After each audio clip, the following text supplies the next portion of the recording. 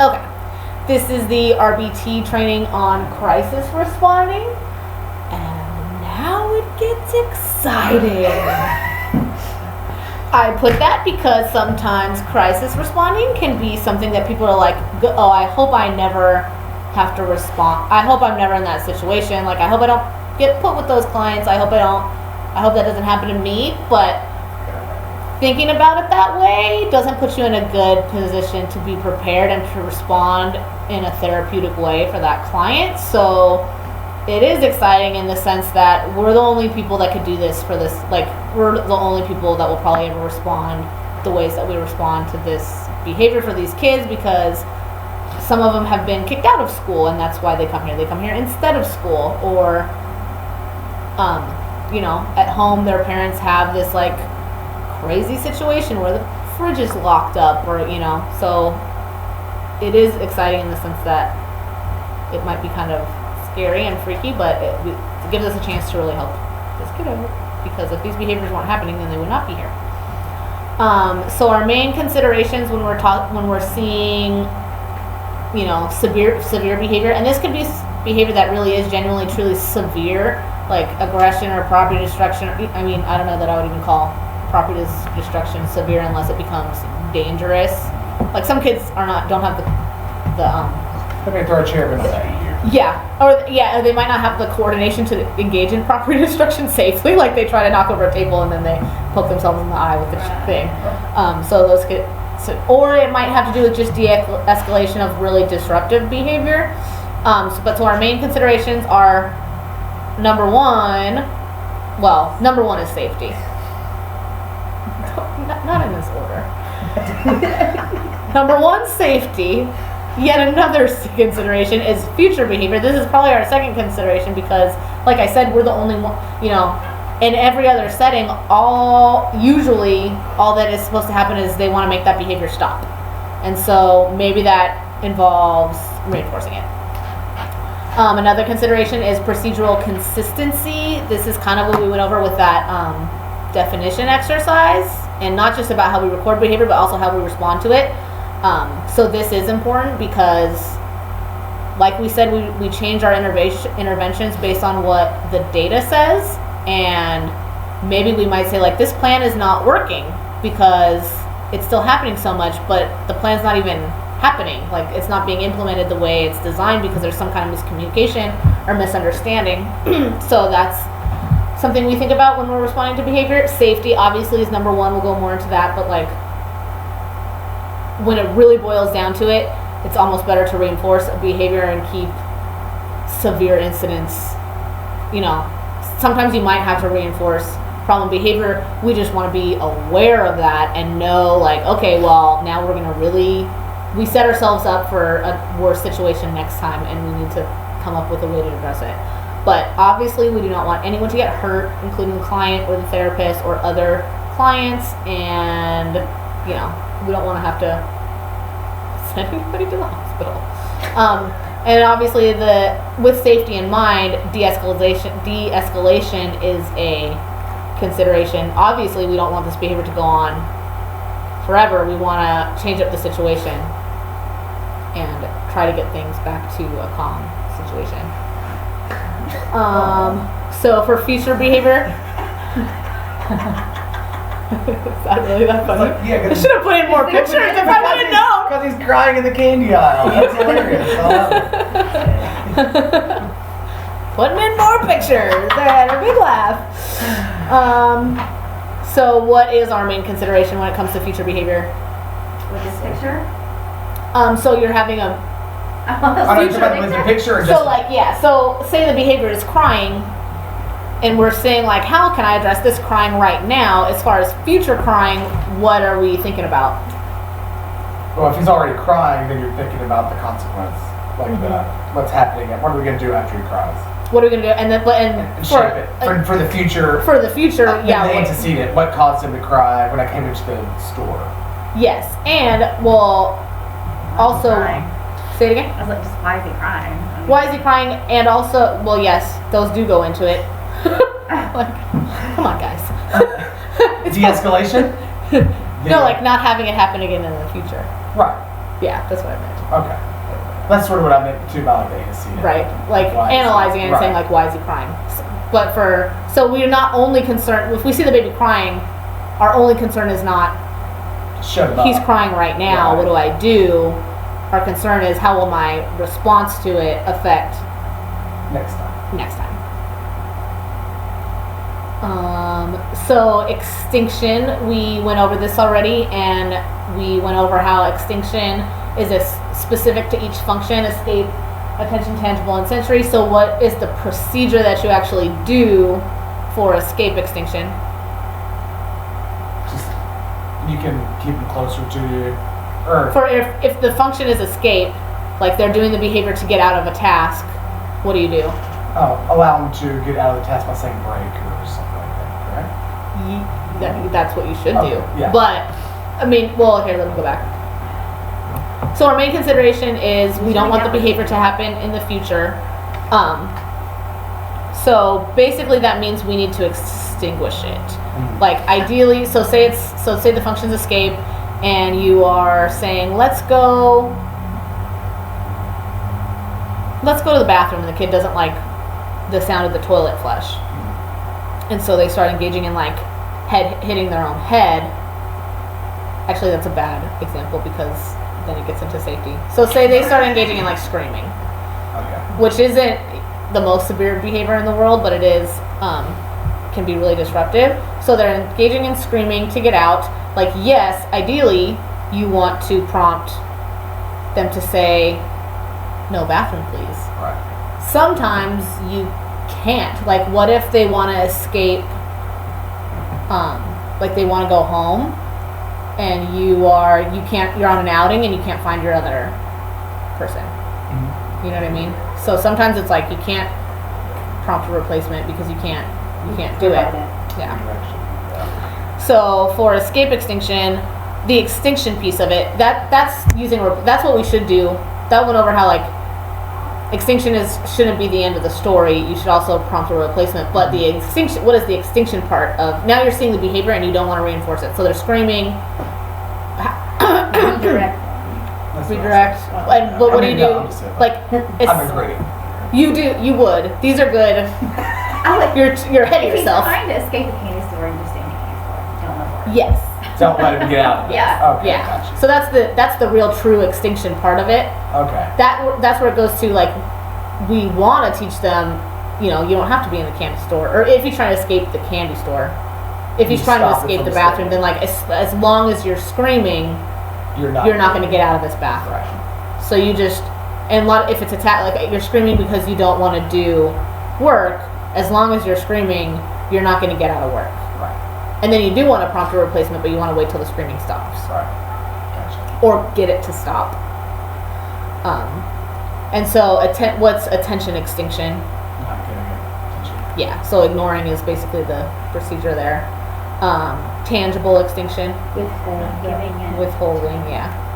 Got And yeah, I know. Must not have been very clear when you're like, there are lots of it. We well, said 'cause like there are- everything except what you're. that just goes to show like how many pieces go into the picture Mhm. and how it looks simple on paper, like, oh yeah, you extinguish and you have a replacement behavior, but in the moment it's like you want to try to de-escalate skillfully, you want to extinguish the problem behavior, you want to like there's all these pieces. And then sensory extinction is Gently block it. you can block it, or that's the one that gets weird where you have to stop the sensation from happening, which may or may not be possible. So you can't block it. So here the escape extinction is follow through with whatever it is, or sometimes if escape is not escape from a task, if it's escape from a room or area, like with the bathroom, then you don't allow escape. That's screaming. Yeah, these were all of the answers. So there's some problems with distinction. You can't always tell the function.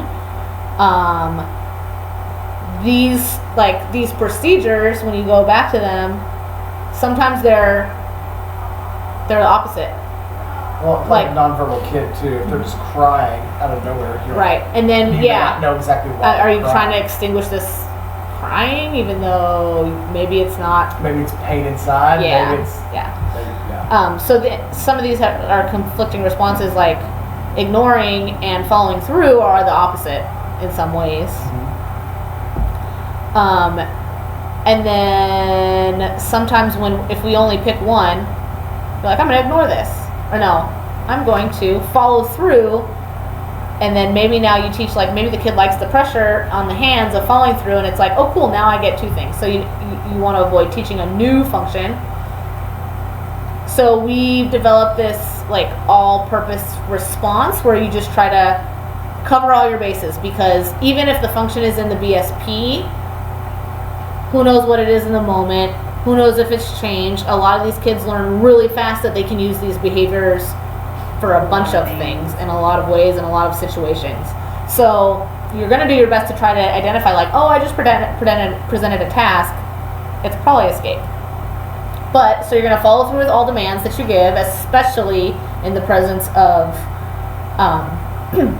inappropriate behavior. The only time you wouldn't follow through with a demand is if you see an appropriate request for it. So if you say, like, high five, and they say no thank you, then at that point you can say, like, okay, I'm going to accept that, or maybe you'll decide to say, like, give me a high five, and follow through. But then it's up to you. You can reinforce that appropriate way out if you want. And then we want to provide minimal is the key word, because around like that. Minimal is the key word because there's a safety issue, number one, and if we're following through, then we're still obviously attending to that behavior, but we don't have to attend to it in the way that people commonly do in this, like, and now you're hitting me, you know. And of course you withhold preferred items and activities, which this might be, sometimes it's like you're at the table like, oh, touch blue. I don't want to touch blue. You know, touch blue, and you keep going, and you're like, come on, we're working for trains. And like, if you already had established that, then like, okay, fine, you can use that reminder. But if you don't want to introduce new items, right, when you're getting inappropriate behavior, yeah. And of course, this down here, if you can identify the specific function, that's always the best thing. So maybe the kid is looking for attention, but maybe they're looking for a reprimand. Like maybe praise doesn't do it for them. Maybe they like that, like, what the, yeah. So if you can identify that, then you're going to be in a really good place. So as far as so this does not show the whole picture because this doesn't help you escalate. This extinction. It's not. No, it's not allergy. Extinction. So what were the problems with extinction? What was another issue? What happens when you engage in extinction? I mean, when you do extinction, what happens to the behavior? There's a spike. So obviously, if you're thinking about safety and de-escalation, extinction alone is not going to you have to make sure you can do extinction, and it's a behavior that you can tolerate through that whole burst. So sometimes that's why it's not a good idea. You still do this. Once the behavior's happening, like, you really have to avoid reinforcing it. And then, so procedural consistency. Basically, this just means following the BSP, which the BSP is also concerned with future behavior. That's the whole point of it. It's how we create long-term change rather than just, respond to the behavior in the moment. So the BSP is going to have all these things. It's going to have the function, extinction, and replacements, and what to do. Those are the basic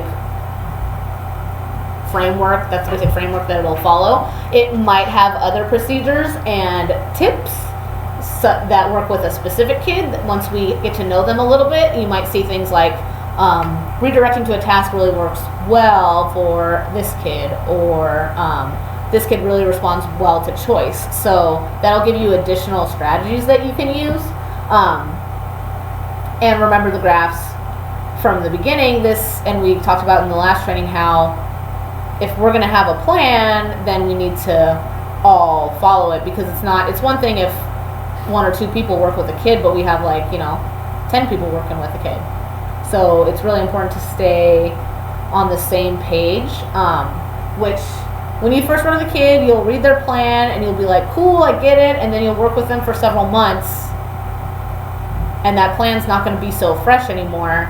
So it's not like you didn't follow the plan, you weren't familiar with it, like that, nobody's expected to memorize 20 pages of behavior plan. Like most of the strategies are similar, but what you do want to do is if you see a behavior and you realize like, hey, I didn't respond to that very well, I didn't do what I was supposed to, go read the plan so that the next time you work with that kid, you'll know what to do. Or talk to the behavior consultant and say, I did this, was that correct? And then, I talked about the team setting, how it's like, it's not just me. If I was working with a kid alone, I probably wouldn't need a behavior plan. I could just do those basic strategies. But when you have multiple people, you need to follow the same thing. So then when it comes to safety, first you want to identify if you have a safety issue on your hands. Sometimes behavior is so annoying that it seems like I need to make this stop. This is absolutely ridiculous. Like, how long am I going to let this kid kick me? But really it's like it's not a kick. Or like, how long am I going to let this kid scream, I'm over this? Or we have, home, go home, literally for hours. Mm-hmm. So sometimes people are like, no, this is not okay. Like, oh my gosh, this is not okay. This is driving me nuts. Yeah. But it's not unsafe. So then you need to identify, like, what situation are you in, and that's nice because it gives you kind of time to think and like, how should I respond to this? So this is, what book is this from? There's a way of talking about it where they call it junk behavior. So this is behavior, they call it junk behavior because it's like throwaway, stupid, annoying behavior. It's not dangerous, it's not illegal, but it's like for attention. It's usually for attention because it's just like CC does this, where it's just nonstop. Oh, what's the, like, and it's also this kind of like little bit like ADD behavior where it's like, oh my gosh, just stop fiddling, stop whatever, And also kind of like another thing you see is like verbal attack, like insults. That's GM and DK. Well, and it's funny because that's pretty hardcore. I know. And to not take personal. Right. So if you think of it as junk, like just trash, it kind of sets your framework. Like, this is not serious. Like, this person with a disability calling me fat.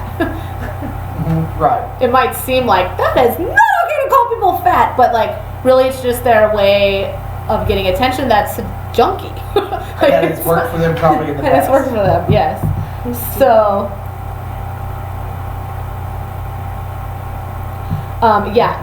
he does it. So here's this video we have to watch. Let's see.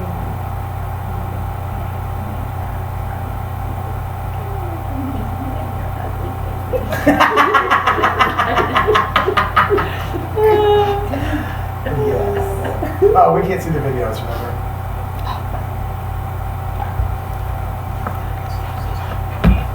The beginning song.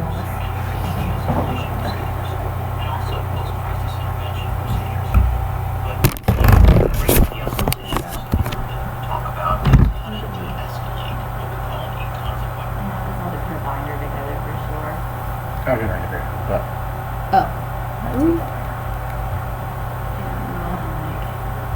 Is that Is this as high as it goes? Oh no, yeah, it's much higher. Okay, there we go.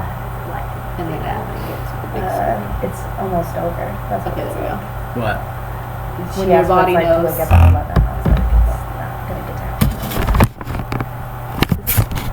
It's kind of glare, but you just need to hear what he's saying. What was that? I can see it. Where's the play? For the glare. Yeah.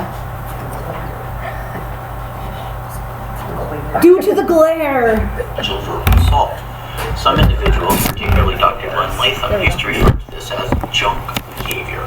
That is, junk behavior, as you might learn if you've had our behavior tools course, is behavior that is it's undesirable, but it's not dangerous nor illegal. It's just very, very annoying and perhaps very inappropriate. And what we like to do in de-escalating an inconsequential verbal assault is We don't ignore the behavior. Ignoring, many behavior analysts refer to as an extinction condition, where the reinforcer that is typically given, that is your attention, is completely withheld. You pretend you didn't even hear that the person said anything. The problem with a straight up ignoring is that the individual will usually rapidly escalate. And if they said, like, you know, you're a poopy head, if you pretended that they didn't say anything, they'll usually get right up in your face and say, I said you're a poopy head, or something even worse than that. So we don't usually recommend a firm, complete extinction where you pretend that they did nothing, or a complete ignoring. The preferred thing to do is to de-escalate an inconsequential verbal assault with what we call a non-reactive response. It is a response. You're clearly responding to the person, but you're very careful about your response. The response is very particular. It's you have a certain goal in mind of letting the person know you heard them, but you're really not concerned about the content that they had. The best example I can give to you is of a teacher that I saw once who was never even through our class. She was just naturally a very good teacher. And she had to de-escalate an inconsequential verbal assault that most individuals simply would not have been able to handle. And a very, very young boy, a first grader, no more than 7 years old, raised his hand in class. And instead of calling his teacher by the name, he said, hey ho, hey bitch, I can't do these freaking fractions. Only he didn't say freaking. And the teacher, without even giving it a moment's thought, replied to him in the most natural manner I've ever seen. She said the following, Bobby, if you have a question, I'll be happy to answer you. And my name's Miss Johnson, and when you use my name, I'll be happy to answer you. With a big smile on her face.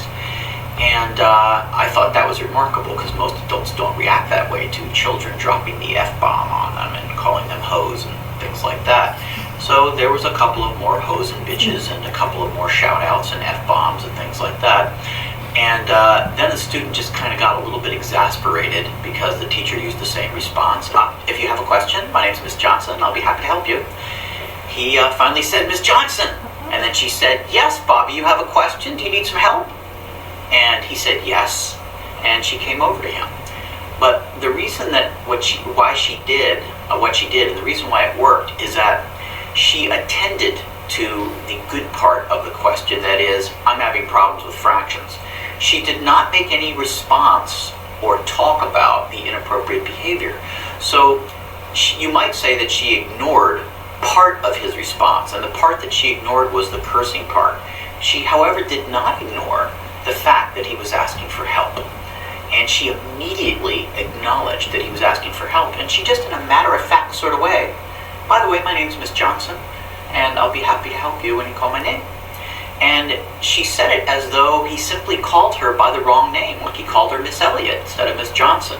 She did not behave as though he said any bad words. Consequently, he stopped cursing in about 2 or 3 attempts. So that's a good example of how to de-escalate an income. And we actually did do that. Do you remember last summer? Who was it last summer? We had that kid who came in and was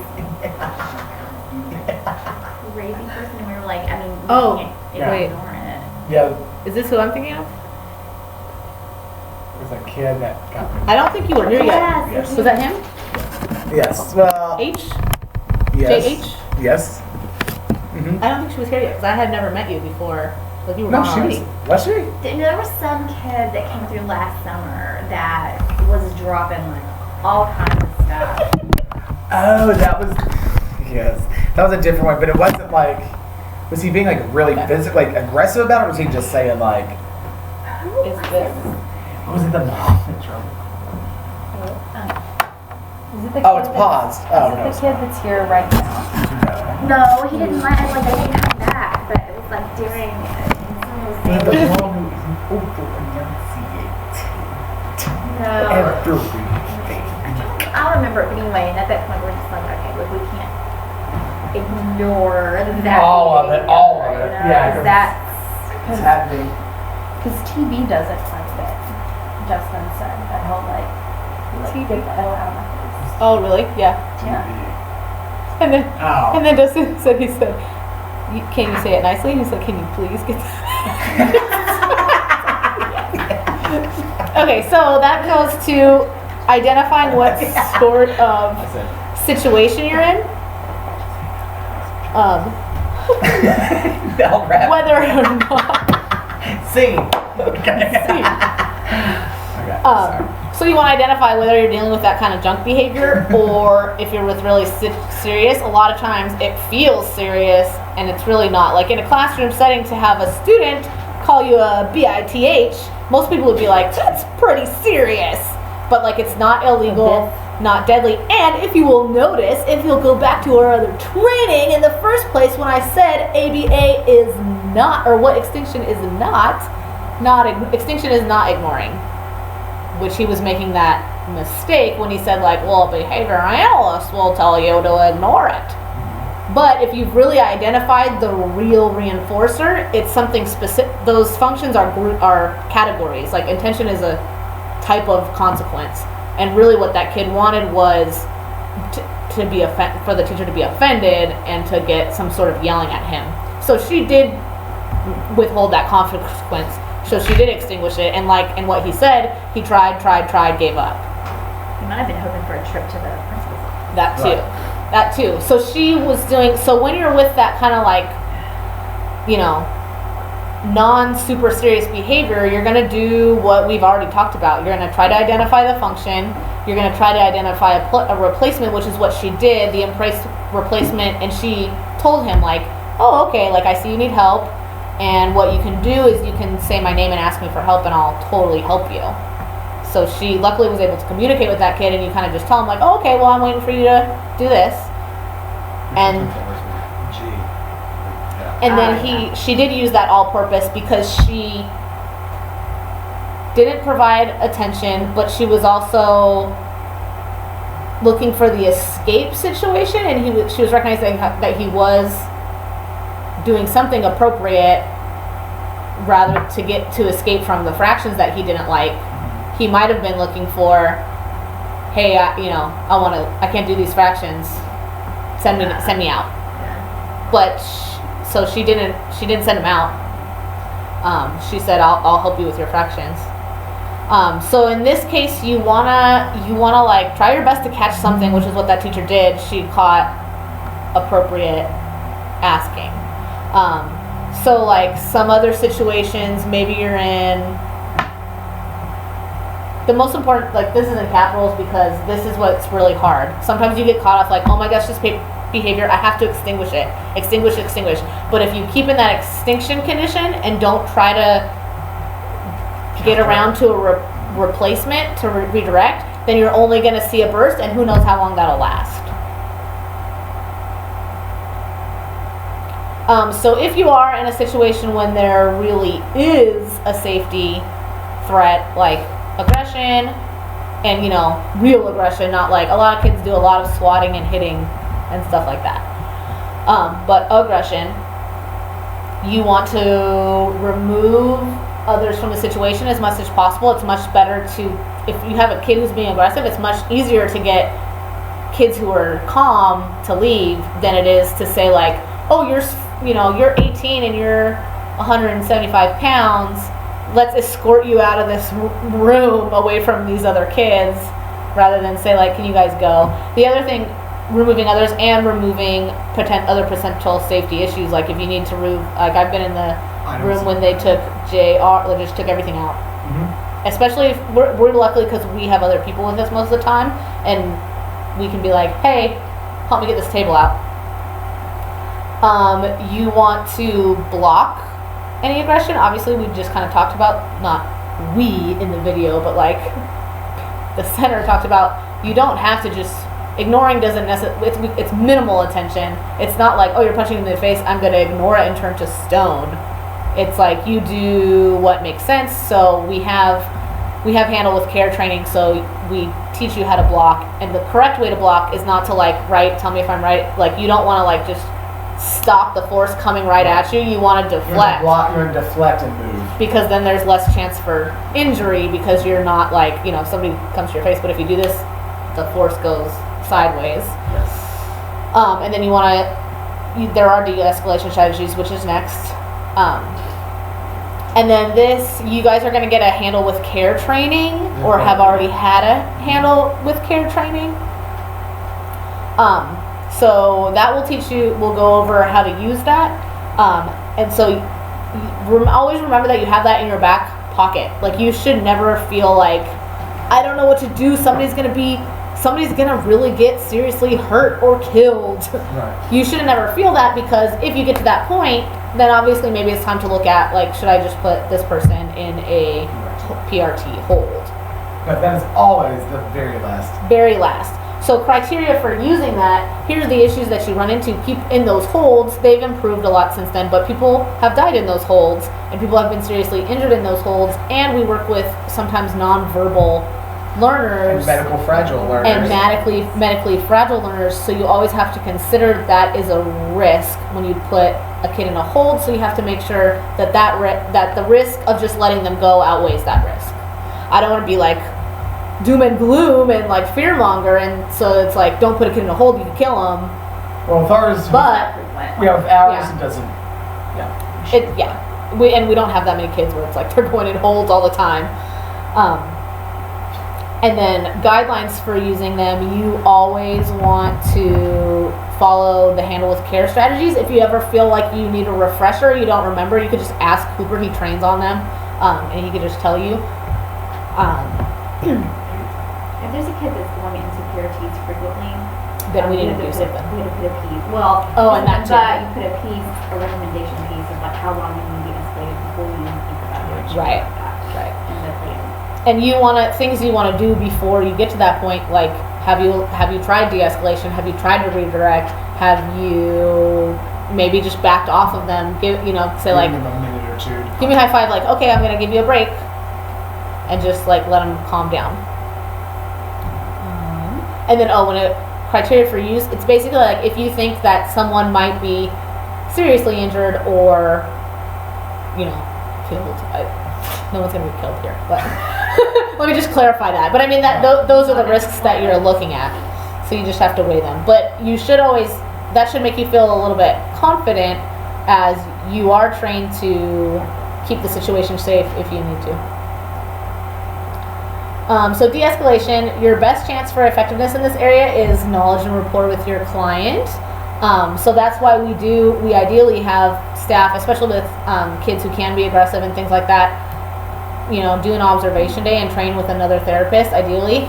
Sometimes the schedule is just crazy and that doesn't happen. So that's why you also go into, if this is your session with a kid and you know that they have severe behaviors, take that rapport building and pairing time very seriously, and know that no one is going to ever come up to you and say like, hey, this is your first session working with this really aggressive kid, like, why didn't you do any program? Like, why does this say one program?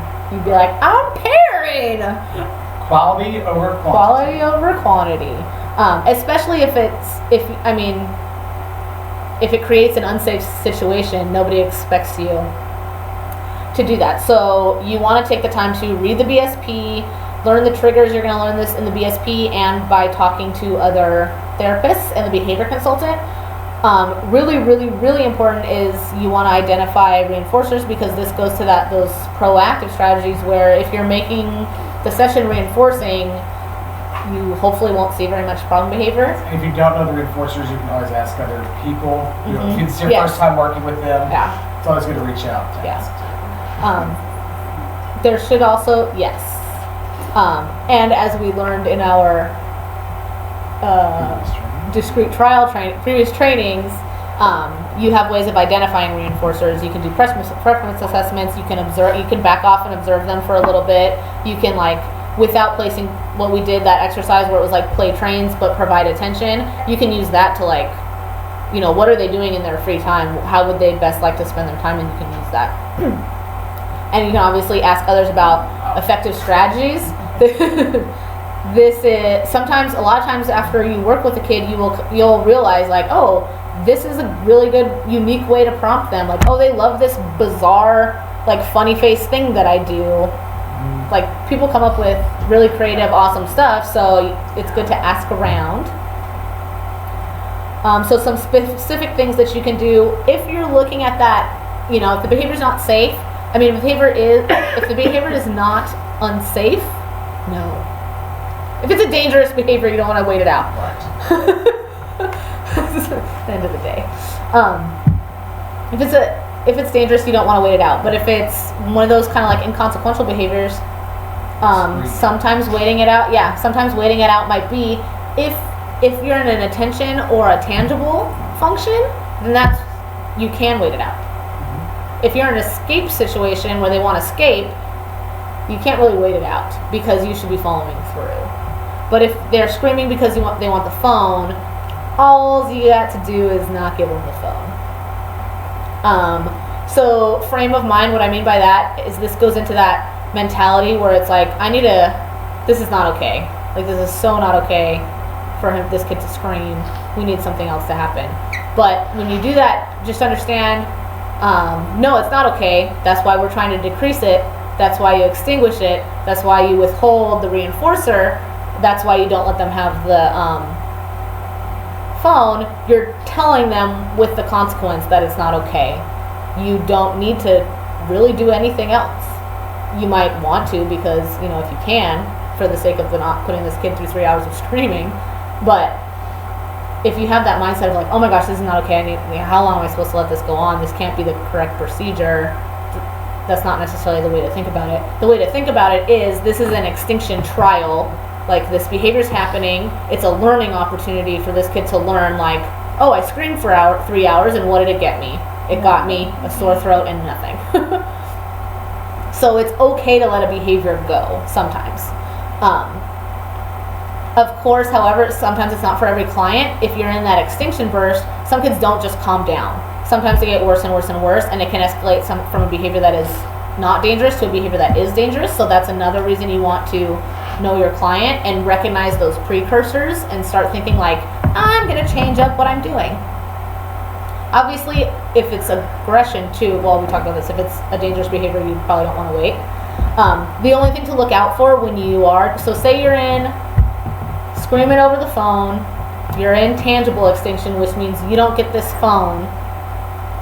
If you've been doing like work, break, work, break, work, on your break, scream for 30 minutes, now they're getting escape because they're interrupting that pattern of like, you should be going back to break. So, provided that it's not a dangerous behavior, like, you can go right back into work. But know that you're going to then see probably escape behavior.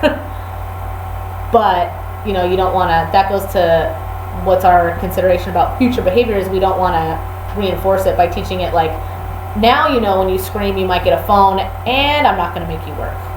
Like, I'm just going to back off of you. So sometimes we have something called a behavior bin. And, you know, the behavior bin is laminated pictures, which allows us to, like, get a kid redirected to something else where they can't destroy the stimuli. So sometimes if a kid is not going to de-escalate, or if you're in an escape situation where while the behavior is happening, you're also trying to follow through, you can redirect them to tasks. So we have this behavior bin. You don't have to use the actual physical behavior bin. You can use anything that the child can't destroy, like, you know, a rubber toy. You can say like, touch the circle, or like simple baby toys where it's like stack the cup. Some simple task.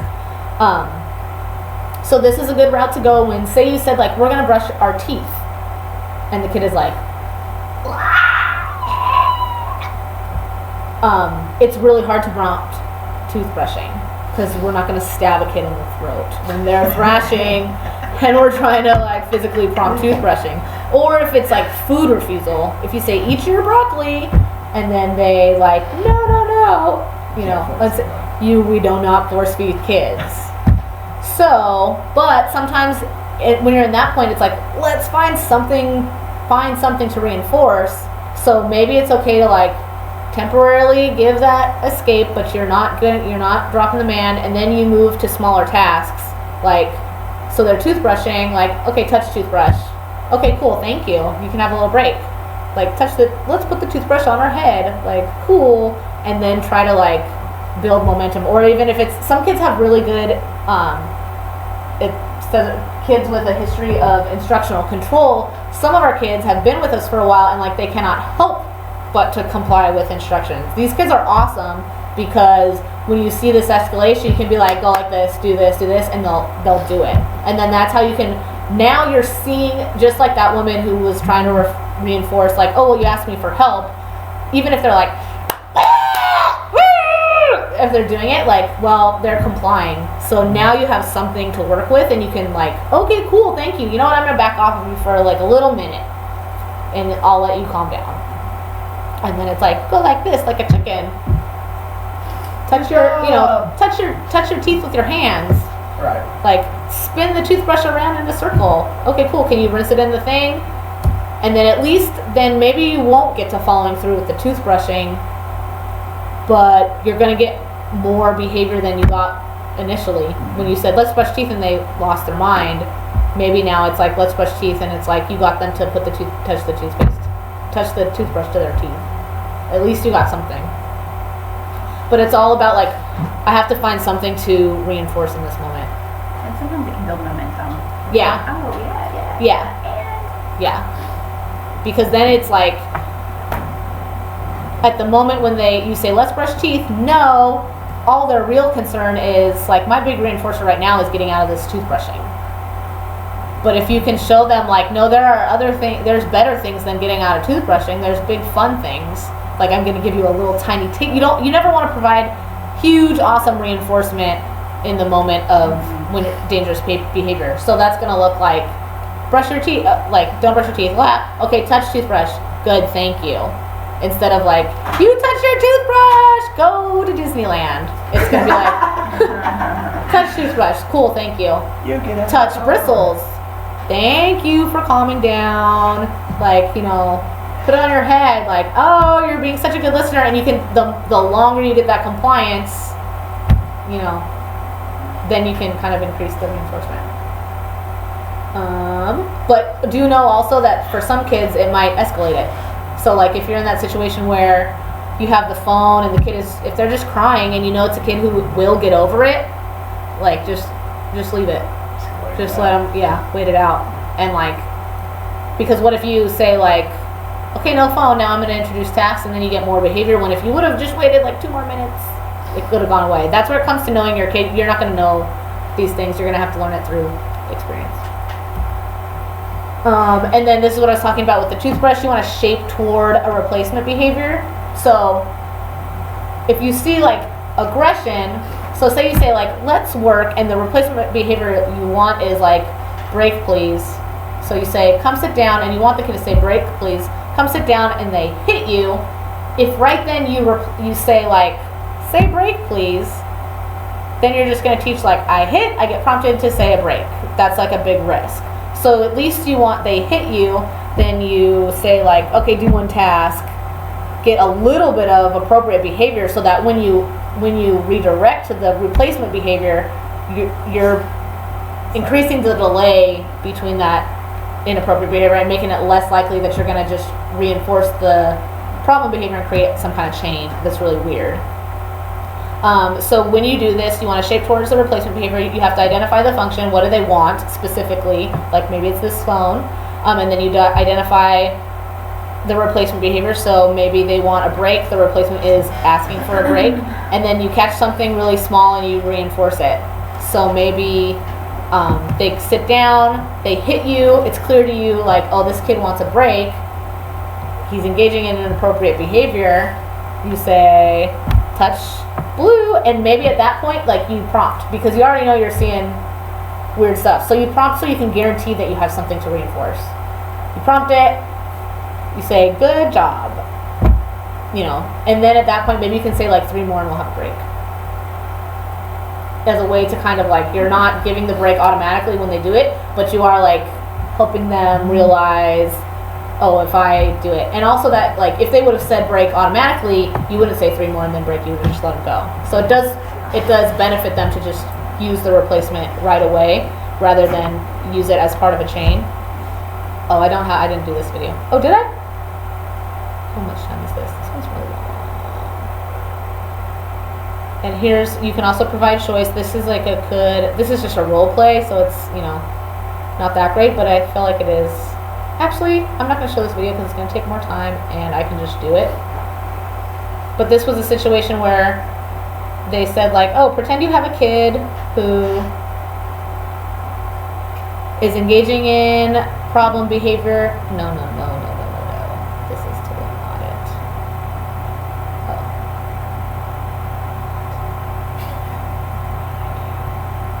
So you have a kid who's engaging in behavior because of access to tangibles. Their example was like this kid's playing with Legos and you're trying to say like, okay, time to go home. And they're like not wanting to stop the Legos before they go home. And so the teacher says like, hey, when you get here tomorrow, do you want to play Legos or do you want to play trains?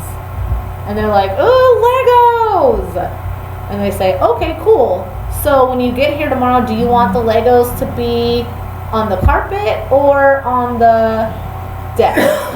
And she's like, on the carpet. And then it's like, okay, let's put them there so they can be here for you tomorrow.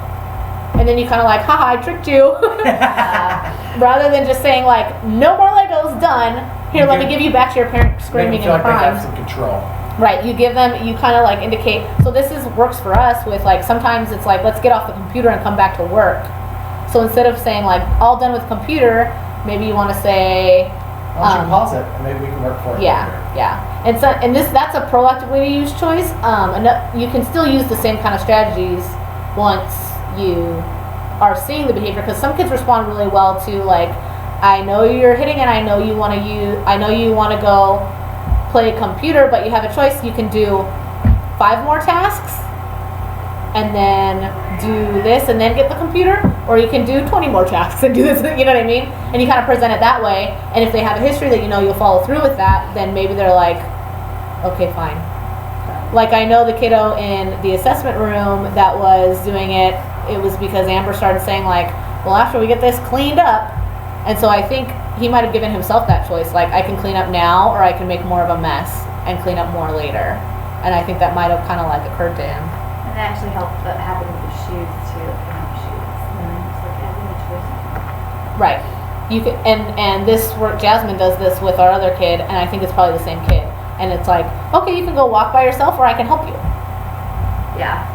And sometimes it's like that, because you're going to put yourself in that position anyway, because you're already there where it's like, walk to the room, okay, I'm going to follow through with my instruction and physically prompt you. So maybe if you just say like, these are the 2 things that can happen. If you walk, I'll let you go. If not, I'm going to help you, but we're doing this. But you get a choice in how it goes down. That can actually be really effective for a lot of kids. Other considerations, health. So since we work with a lot of nonverbal kids and medically fragile kids, you want to be on the lookout for out of character behavior. Like if crying looks more like just like weeping, like if you have a kid who they're Or kid who's like generally happy all the time. And then they're crying, or if they're looking funny, look like feel hot, maybe they have a fever. In those cases, you want to think. And you don't want to just go straight to like crying's inappropriate, extinguish. Because maybe that's when you say like, let's go check your temperature, or let me, Right. Or maybe parents are like, they haven't slept much tonight. Yeah, and that happens a lot with and our crying all kids. day. Yeah. Or I've had parents like, someone that was really slow walking, and it's like his toes were broken Oh in my 2 gosh. places from doing the walking bridge. Oh. It's a common thing that happens with this particular kid. We didn't know it. We didn't know that. Right. The toes broken. Okay, I Was get that it. in? Yeah. He knows it was broken. Yeah, his toes break. And you- so it's And we really hard to made him feel. walk. That's just pitiful. Yeah.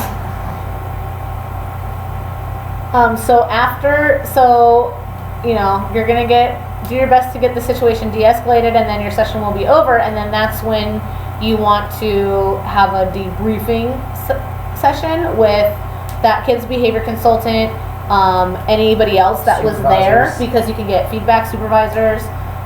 And so don't think of this as like, oh my gosh, I'm in trouble. I had a bad session, I'm in trouble, because on one hand we do teach that like your behavior affects your client's behavior, but only to a certain extent. Like these kids have this long history of behavior, and the function of the behavior is is the biggest factor. So it's not like, and sometimes when you're being the best therapist, you see the most behavior because you're not reinforcing the stuff. So you see those extinction bursts. So don't think of it as like you're in trouble. Think of it as an opportunity to like get it, talk about things that you thought went wrong, or give us your input. And then really what it is, it's an opportunity to learn about the client's behavior for everyone, for the behavior consultant and the therapist. And then, you can kind of like give yourself feedback by saying, like, as you talk it out, you're going to realize like, oh, okay, so this happened, and then like probably a better choice would have been to do this. And then like, actually, I thought I was doing the wrong thing, but it turns out I was doing exactly the correct thing. So you're going to get that feedback so that, future instances can be either different, or you can do the same thing and feel more confident about it. And then we use this to determine if changes to the plan are necessary, because we're going to say like, okay, was the behavior support plan followed? No. Okay, well, we're not going to change it then, we're going to follow it. So things you'll discuss during that debriefing: what was the function? That's an important thing. If the consultant or whoever you're talking to is like, okay, so what happened? What was the behavior? What was the function? And then you're like, oh, I don't know. I mean, maybe you will say I don't know because it was out of character and it seemed different, and you thought you had a handle on that behavior and function, and you weren't. But you want to be able to say like, well, I thought it was escape, so that's why I did this. Was the BSP followed? Were other procedures? Some kids have special procedures in addition to their BSP. If a PRT was used, we document and review it, and we go over, exactly what holds were used, whether or not we kind of decide like, was that the best strategy? Was what happened effective or ineffective? And a lot of times what we want to know is like, what did make it de-escalate? Because that's good information. Because then we can tell like, okay, well, that made it de-escalate, but maybe that reinforced it. Like, I ended up giving him candy, and that was what finally, like, oh. Or for situations where it's like, well, what made him finally calm down? If you say like, oh, well, I offered him a choice to clean up now or make him more of a mess and clean up later, and then that, that's good to know. And then that's where we say like, should we modify any protocols based on new behavior? So just remember that responding to challenging behavior can be frustrating and upsetting, because as a therapist, all you really want is for your child to be successful, and when they're doing this is like their least successful, and you want to know that the work you do is helping things, and it feels sometimes like it's not. So you might feel unprepared or unsure, but just know that you're probably no one's probably feels super confident when someone's coming at them with like fists and potentially gonna like break their nose. But it is important to remember that you're in a better situation, probably, not necessarily always, there's plenty of like good parents and teachers, but you're probably, here is maybe the only place that they ever get this type of responding to their behavior that will actually take steps to change it in the future. So you can kind of be excited about that and proud of that, and even though it sucks, know that that's like why we're here. Like I said, this behavior is why we're here. It's our job to respond therapeutically and not just in a way that like makes it stop.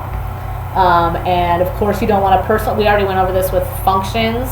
Behavior has a function, and people behave the way they behave so that they can meet their needs. It's not about you.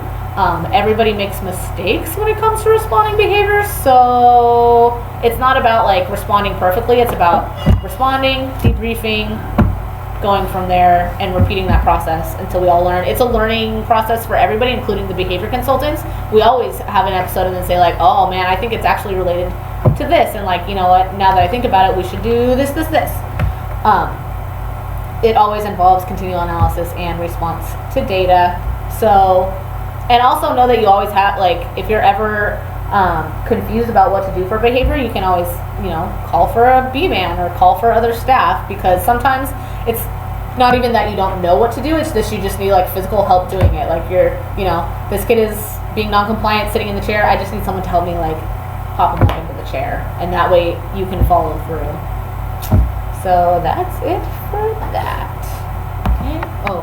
What is it? Fincatra. Fincatra!